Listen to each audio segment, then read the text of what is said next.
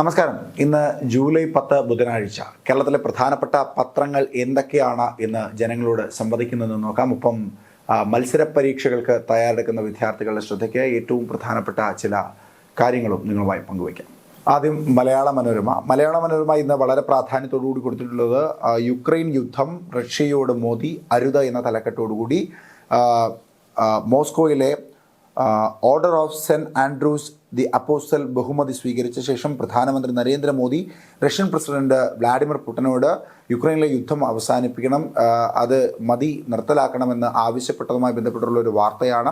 അതോടൊപ്പം തന്നെ റഷ്യയിലെ ഏറ്റവും പ്രധാനപ്പെട്ട സിവിലിയൻ ബഹുമതി പ്രധാനമന്ത്രി നരേന്ദ്രമോദിക്ക് ലഭിച്ചതുമായി ബന്ധപ്പെട്ടുള്ള അവർ രണ്ടുപേരും ആലിംഗനം ചെയ്ത് നിൽക്കുന്ന ഒരു ചിത്രത്തോടു കൂടിയുള്ള വാർത്തയാണ്.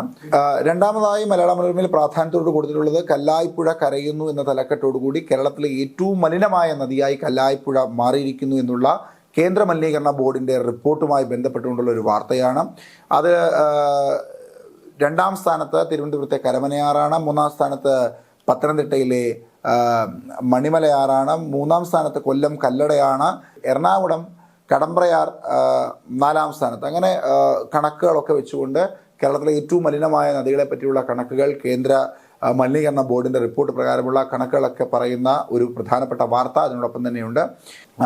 പിന്നീടുള്ള ഏറ്റവും പ്രധാനപ്പെട്ട വാർത്ത മനോരമയിൽ കൊടുത്തിരിക്കുന്നത് പിണറായിക്കെതിരെ CPI കൗൺസിലിൽ വിമർശനം, സർക്കാരും മുന്നണിയും ഒരാളിലേക്ക് ചുരുങ്ങി, EP കൺവീനറായിരിക്കാൻ യോഗ്യനല്ല എന്ന ഒരു വാർത്തയാണ്. അതായത് എന്തുകൊണ്ട് LDF വലിയ പരാജയത്തിലേക്ക് ലോക്സഭാ തെരഞ്ഞെടുപ്പിൽ വീണുപോയി എന്നുള്ള പരിശോധന CPIയുടെ ഭാഗമായിട്ട് CPI സെക്രട്ടേറിയറ്റിൽ നടന്നപ്പോൾ അവിടെ വലിയ ചർച്ചയായത് മുന്നണിയും സർക്കാരുമൊക്കെ പിണറായി വിജയൻ എന്ന ഏക നേതാവിലേക്ക് ചുരുങ്ങിപ്പോയി, അതിനപ്പുറത്തേക്കൊന്നും തന്നെ ഉണ്ടായില്ല എന്ന കടുത്തൊരു വിമർശനം പിണറായി വിജയനെതിരെ CPIയുടെ യോഗത്തിലുണ്ടായി. അതിനോടൊപ്പം തന്നെ പ്രകാശ് ജാവ്ദേക്കർ എന്ന BJP നേതാവുമായി കൂടിക്കാഴ്ച നടത്തുകയും അത് തെരഞ്ഞെടുപ്പിൻ്റെ അന്ന് രാവിലെ തന്നെ മാധ്യമങ്ങളോട് തുറന്ന് സമ്മതിക്കുകയും ഒക്കെ ചെയ്ത EP ജയരാജൻ ഇനി ഒരു കാരണവശാലും LDF കൺവീനറായി ഇരിക്കുവാൻ യോഗ്യനല്ല എന്ന ഒരു വിമർശനമൊക്കെ ഉയർന്നതുമായി ബന്ധപ്പെട്ടുള്ള വാർത്തയാണ് മലയാള മനോരമയിൽ കൊടുത്തിരിക്കുന്ന മറ്റൊരു പ്രധാനപ്പെട്ട വാർത്ത. പിന്നീട് ഒരു ചെറിയ കോളത്തിൽ കൊടുത്തിരിക്കുന്ന വളരെ പ്രധാനപ്പെട്ട മറ്റൊരു വാർത്ത, കേരളത്തിലെ സാമ്പത്തിക കുടിശ്ശികകളെല്ലാം എന്ന് തീർക്കും എന്ന് ഇന്ന് മുഖ്യമന്ത്രി നിയമസഭയിൽ പറയും. നാളെ സഭ അവസാനിക്കുകയാണ്. അതിനു മുന്നോടിയായി ഇന്ന് പെൻഷൻ അടക്കമുള്ള ജനങ്ങൾക്ക് ലഭിക്കേണ്ട ആനുകൂല്യങ്ങളുടെ കുടിശ്ശികകളൊക്കെ എന്ന് തീർക്കും എന്നുള്ളത് പറയുന്ന വാർത്തയാണ് മനോരമയിൽ പിന്നീട് പറഞ്ഞിട്ടുള്ളത്. ഇനി മാതൃഭൂമിയിലേക്ക് വരുമ്പോൾ മനോരമയിൽ വളരെ പ്രാധാന്യത്തോടുകൂടി കണ്ട പ്രധാനമന്ത്രി നരേന്ദ്രമോദി യുദ്ധം അവസാനിപ്പിക്കണം എന്ന് വ്ളാഡിമിർ പുടിനോട് ആവശ്യപ്പെടുന്ന വാർത്ത മാതൃഭൂമിയിൽ വളരെ ചെറിയൊരു കോളത്തിൽ മോദിക്ക് റഷ്യയുടെ പരമോന്നത സിവിലിയൻ ബഹുമതി എന്ന ചെറിയൊരു തലക്കെട്ടോടുകൂടി മാത്രം കൊടുത്ത് ആ വാർത്ത ഒതുക്കിയിരിക്കുകയാണ്. മാതൃഭൂമിയിൽ ഏറ്റവും പ്രാധാന്യത്തോടുകൂടി കൊടുത്തിട്ടുള്ളത് കഴിഞ്ഞ കുറേ ദിവസങ്ങളായി നിയമസഭയിലടക്കം മുഴങ്ങിക്കേട്ടുകൊണ്ടിരിക്കുന്ന PSC കോഴയുമായി ബന്ധപ്പെട്ടുള്ള വാർത്തയാണ്. PSC കോഴ നടപടിക്ക് CPM പുതിയ തിരുത്ത് എന്ന തലക്കെട്ടോടുകൂടി ഉള്ള ഒരു വാർത്തയാണ്. അതിൽ CPM ജില്ലാ സെക്രട്ടറി P മോഹനനും മുഖ്യമന്ത്രി പിണറായി വിജയനും CPM സംസ്ഥാന നേതൃയോഗത്തിൻ്റെ നിലപാടുമൊക്കെ രാവിലെയും ഉച്ചയ്ക്കുമൊക്കെയായി സഭയ്ക്കുള്ളിലും പുറത്തുമൊക്കെയായി പല നിലപാടുകൾ വന്നതുമായി ബന്ധപ്പെട്ടുള്ള ഒരു വാർത്തയാണ് മാതൃഭൂമിയിൽ ഏറ്റവും പ്രാധാന്യത്തോടുകൂടി കൊടുത്തിട്ടുള്ളത്. പിന്നീട് നേരത്തെ നമ്മൾ മലയാള മനോരമയിൽ കണ്ട CPIയുടെ വിമർശനങ്ങളായിരുന്നു. EP ജയരാജനെതിരായുള്ള വിമർശനം, അതുപോലെ മുഖ്യമന്ത്രി പിണറായി വിജയനിലേക്ക് പാർട്ടിയും മുന്നണിയും ഒക്കെ കേന്ദ്രീകരിക്കുന്നു അല്ലെങ്കിൽ ചുരുങ്ങി നിൽക്കുന്നു എന്നുള്ളത് വാർത്ത. EP അനർഹൻ രൂക്ഷ വിമർശനവുമായി CPI എന്ന തലക്കെട്ടോടുകൂടി ആ വാർത്ത പ്രാധാന്യത്തോടുകൂടി കൊടുത്തിട്ടുണ്ട്. പിന്നീടുള്ളത് ഇന്ത്യയുടെ കോച്ചായി രാഹുൽ ദ്രാവിഡിന് ശേഷം ഇപ്പോൾ ഗൗതം ഗംഭീർ എത്തിയിരിക്കുന്നു എന്ന വാർത്തയാണ്. തലക്കെട്ട് ഗംഭീർ ദ്രാവിഡിൻ്റെ പിൻഗാമി എന്ന തലക്കെട്ടോടുകൂടിയാണ് ആ വാർത്ത വന്നിരിക്കുന്നത്. അതും പ്രാധാന്യത്തോടുകൂടി മാതൃഭൂമിയുടെ ഫ്രണ്ട് പേജിൽ തന്നെ കൊടുത്തിട്ടുണ്ട്. പിന്നീട് കടുവയ്ക്ക് പിന്നാലെ വീണ്ടും ഏറ്റുമുട്ടൽ, ഭീകരർക്കായി സംയുക്ത തിരച്ചിൽ. അതായത് ജമ്മു കാശ്മീരിലെ കഠുവ ജില്ലയിൽ 5 സൈനികരുടെ വീരമൃത്യുവിനിടയാക്കിയ ആക്രമണത്തിന് പിന്നാലെ ഭീകരരെ കണ്ടെത്താൻ വനമേഖലയിൽ ഉൾപ്പെടെ സുരക്ഷാ സേനകൾ വ്യാപക തിരച്ചിൽ ആരംഭിച്ചിരിക്കുന്ന ഒരു ചിത്രത്തോടു കൂടിയാണ് ആ വാർത്ത കൊടുത്തിരിക്കുന്നത്. കഠുവയിലെ ഭീകരാക്രമണത്തിന് പിന്നാലെ തിരച്ചിൽ ആരംഭിച്ചിരിക്കുന്നതുമായി ബന്ധപ്പെട്ടുള്ള വാർത്ത വളരെ പ്രാധാന്യത്തോടുകൂടി തന്നെ മാതൃഭൂമിയിൽ കൊടുത്തിട്ടുണ്ട്, മുൻ പേജിൽ തന്നെ. മാധ്യമവും ഏറ്റവും പ്രാധാന്യത്തോടു കൊടുത്തിട്ടുള്ളത് പ്രധാനമന്ത്രി നരേന്ദ്രമോദിക്ക് റഷ്യയുടെ പരമോന്നത സിവിലിയൻ ബഹുമതിയായ order of saint Andrew the apostle എന്ന ബഹുമതി റഷ്യൻ പ്രസിഡന്റായ വ്ളാദിമിർ പുടിൻ സമ്മാനിച്ചതുമായി ബന്ധപ്പെട്ടുള്ള വാർത്തയാണ് വളരെ പ്രാധാന്യത്തോടുകൂടി മാധ്യമത്തിൽ കൊടുത്തിട്ടുള്ളത്. റഷ്യയുമായി $10,000 കോടി വ്യാപാരം എന്ന തലക്കെട്ടോടുകൂടിയാണ് അത് കൊടുത്തിട്ടുള്ളത്. റഷ്യയുമായി എന്തൊക്കെ ഉടമ്പടികളാണ് ഒപ്പുവെച്ചിട്ടുള്ളത്, അത്തരത്തിലുള്ള വാർത്തകളാണ് മാധ്യമത്തിൽ പ്രാധാന്യത്തോട് കൊടുത്തിട്ടുള്ളത്. മറ്റൊന്ന്, PSC അംഗത്വ കോഴ വിവാദം സഭയിൽ പോര് എന്ന പേരിൽ കഴിഞ്ഞ കുറേ ദിവസങ്ങളായി സഭയ്ക്കകത്തും പുറത്തുമൊക്കെ ചർച്ചയാകുന്ന PSC അംഗത്വം, അത് മാതൃഭൂമിയും അങ്ങനെ തന്നെ വളരെ പ്രാധാന്യത്തോട് കൊടുത്തിട്ടുള്ളൊരു വാർത്തയാണ്. മാധ്യമം മറ്റൊരു പ്രധാനപ്പെട്ട വാർത്തയെ പറയുന്നത് 12-ാം തീയതി വിഴിഞ്ഞം തുറമുഖം ആരംഭിക്കുന്നു എന്നുള്ള വാർത്തയാണ് മാധ്യമത്തിൽ പ്രാധാന്യത്തോടുകൂടി പിന്നെ കൊടുത്തിട്ടുള്ളൊരു വാർത്ത. കണ്ടെയ്നർ കപ്പൽ തീരത്തേക്ക്, വിഴിഞ്ഞം തുറമുഖം ട്രെയിലർ റൺ 12-ന് എന്ന തലക്കെട്ടോടുകൂടിയാണ് ആ വാർത്ത കൊടുത്തിട്ടുള്ളത്. ഈ 3 വാർത്തകളാണ് പ്രാധാന്യത്തോടുകൂടി മാധ്യമം കൊടുത്തിട്ടുള്ളത്. മറ്റൊന്ന് ദീപികയാണ്. ദീപികയിൽ ഇന്ന് മോദിയുടെ റഷ്യൻ സന്ദർശനത്തെ വിമർശിച്ച് സെലൻസ്കി എന്ന പേരിൽ തലക്കെട്ടോടുകൂടി ഒരു വാർത്തയാണ് കൊടുത്തിരിക്കുന്നത്. മറ്റ് പത്രങ്ങളെല്ലാം നരേന്ദ്രമോദിക്ക് സിവിലിയൻ ബഹുമതി ലഭിച്ചതുമായുള്ള വാർത്തകൾ കൊടുക്കുന്നു. അതിനോടൊപ്പം തന്നെ റഷ്യയുമായി ഇന്ത്യ ഒപ്പിടുന്ന കരാറുകളെപ്പറ്റി അല്ലെങ്കിൽ മറ്റ് പ്രധാനപ്പെട്ട ചർച്ചകളെപ്പറ്റി വാർത്ത കൊടുത്തപ്പോൾ ദീപിക നൽകിയിരിക്കുന്നത് മോദിയുടെ റഷ്യൻ സന്ദർശനത്തെ വിമർശിച്ചു സെലൻസ്കി എന്ന വാർത്തയാണ്. അതിനോടൊപ്പം വളരെ പ്രാധാന്യത്തോടുകൂടി കൊടുത്തിട്ടുള്ളത് എല്ലാം നീറ്റുന്ന NDA എന്ന തലക്കെട്ടോടുകൂടി നീറ്റ് പരീക്ഷയിലുണ്ടായ ക്രമക്കേട്, ചോദ്യപേപ്പർ ചോർച്ച, ഇതെല്ലാം നടന്നിട്ടുള്ളത് പാട്നയിൽ മാത്രമാണെന്നും പാട്നയിലെ 12 സെന്ററുകളിൽ മാത്രമാണെന്നും മറ്റൊരിടത്തും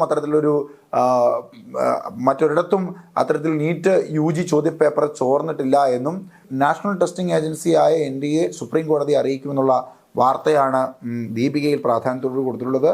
പിന്നീട് ഉള്ളത്, ഇനി മുതൽ പ്രതിപക്ഷ നേതാവ് VD സതീശൻ കഴിഞ്ഞ ദിവസമാണ് കേന്ദ്രമന്ത്രി ഹർദീപ് സിംഗ് പുരിക്ക് ഗാർഹിക LPG ഉപഭോക്താക്കൾക്കുള്ള ബയോമെട്രിക് ആധാർ മസ്റ്ററിങ്ങിന് സമയപരിധി നിശ്ചയിച്ചിട്ടില്ല എന്ന കേന്ദ്ര പെട്രോളിയം പ്രകൃതിവാതക മന്ത്രി ഹർദീപ് സിംഗ് പുരി അറിയിച്ച വാർത്തയാണ്. പ്രതിപക്ഷ നേതാവ് VD സതീശന് തിരിച്ച് മറുപടി നൽകിയ വാർത്തയാണ് ദീപികയിൽ പ്രാധാന്യത്തോടുകൂടി മൂന്നാമതുള്ള ഒരു വാർത്ത.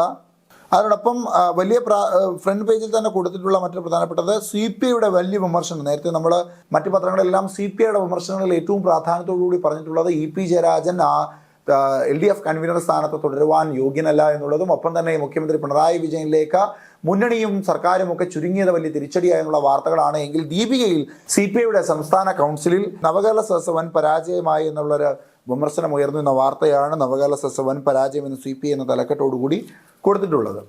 കേരള കൗമുദിയിലേക്ക് വരുമ്പോൾ മറ്റ് പത്രങ്ങളെയൊക്കെ അപേക്ഷിച്ച് കുറച്ചുകൂടി വലുതായി, കുറച്ചുകൂടി ശ്രദ്ധാകേന്ദ്രമായി തന്നെയാണ് പ്രധാനമന്ത്രി നരേന്ദ്രമോദിക്ക് വ്ളാദിമിർ പുടിൻ ബഹുമതി നൽകി ആലിംഗനം ചെയ്യുന്ന ചിത്രത്തോടു കൂടി ആ വാർത്ത കൊടുത്തിട്ടുള്ളത്. യുദ്ധം നിർത്തൂ, പുടിനോട് വീണ്ടും മോദി എന്നുള്ളതാണ് ആ വാർത്തയുടെ തലക്കെട്ട്. ഒപ്പം തന്നെ PSC അംഗത്വം ലേലത്തിനോ അന്വേഷിക്കൂ, എല്ലാം സുതാര്യം എന്ന 2 തലക്കെട്ടോടുകൂടി കഴിഞ്ഞ ദിവസങ്ങളിൽ നിയമസഭയിലുണ്ടായ PSC കോഴ നിയമനവുമായി ബന്ധപ്പെട്ടുകൊണ്ടുള്ള നിയമസഭയിലെ വാദപ്രതിവാദങ്ങളുമായി ബന്ധപ്പെട്ടുള്ള വാർത്തയാണ് അവിടെ കൊടുത്തിട്ടുള്ളത്. ഒപ്പം ഗംഭീർ ഇന്ത്യൻ കോച്ച് എന്ന തലക്കെട്ടോടുകൂടി ഗൗതം ഗംഭീർ ഇന്ത്യയുടെ കോച്ചായ ചെറിയൊരു വാർത്ത നൽകിയിട്ടുണ്ട്. ഒപ്പം വിഴിഞ്ഞം തുറമുഖം പൂവണിയുന്നു, ട്രെയിലർ റൺ 12-ന് എന്ന തലക്കെട്ടോടുകൂടി വിഴിഞ്ഞം തുറമുഖത്തിൻ്റെ ട്രെയിലർ റണ്ണുമായി ബന്ധപ്പെട്ടുള്ള വാർത്ത കൊടുത്തിട്ടുണ്ട്. അടുത്തത് ദേശാഭിമാനിയാണ്.